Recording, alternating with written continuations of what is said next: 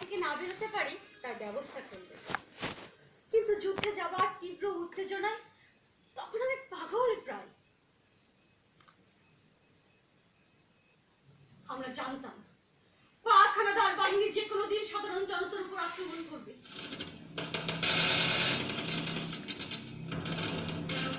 তাই করলো, গ্রামের পর গ্রাম, শহর, বন্দর পুড়িয়ে দিতে লাগলো। দাও দাও করে জ্বলে উঠল আগুনের লেলিহান শিখা। হত্যা করতে লাগলো নিরীহ নিরপরাধ মানুষকে। তাদের বর্বরতা থেকে রক্ষা পেল না মসজিদ মন্দির থেকে শুরু করে অবধ শিশু পশু পর্যন্ত।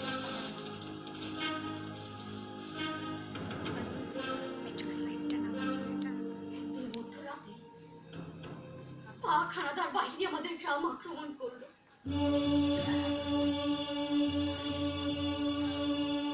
ওদের সাথে ছিল আমাদের গ্রামের মোল্লা নাম ধরে কিছু রাজাকার।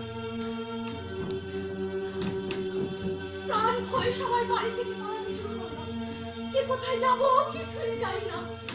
দৌড়ানোর এক পর্যায়ে দেখি বাবা, কাকা, ভাই, বোন কেউ সাথে নেই, শুধু আমি একা।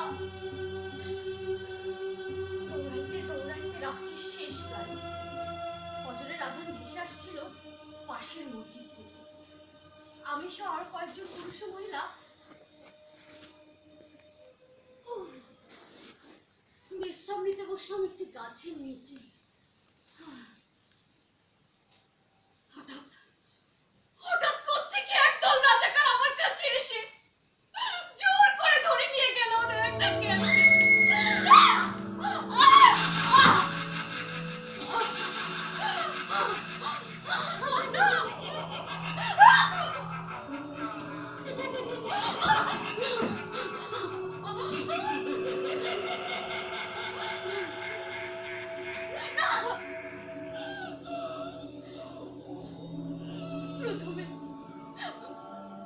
প্রথমে ওরা আমাকে ধর্ষণ করে, পরে শক্ত করে বেঁধে ফেলে রাখে।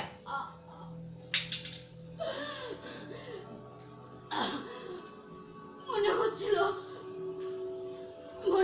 আমি বোধহয় মারা যাচ্ছি। আমার অনুভূতি কেমন যেন লোক পেতে থাকে। নিজের শরীরকে মনে হতে থাকে যেন অন্য কারো শরীর, যেন অন্য কাউকে ধর্ষণ করা হচ্ছে।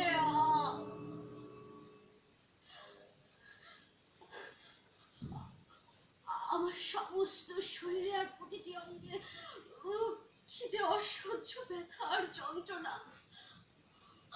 আমি যখন যন্ত্রণায় জবাই করা পশুর মতো কাঁদছি,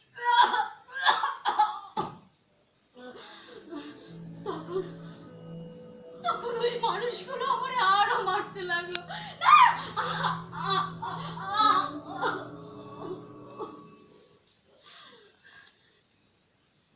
মারতে মারতে আমার শরীর ফেটে ফেটে রক্ত বেরোতে থাকে। আমি আর নিজেকে সামলাতে না পেরে আবার অজ্ঞান হয়ে মাটিতে পড়ে গেলাম।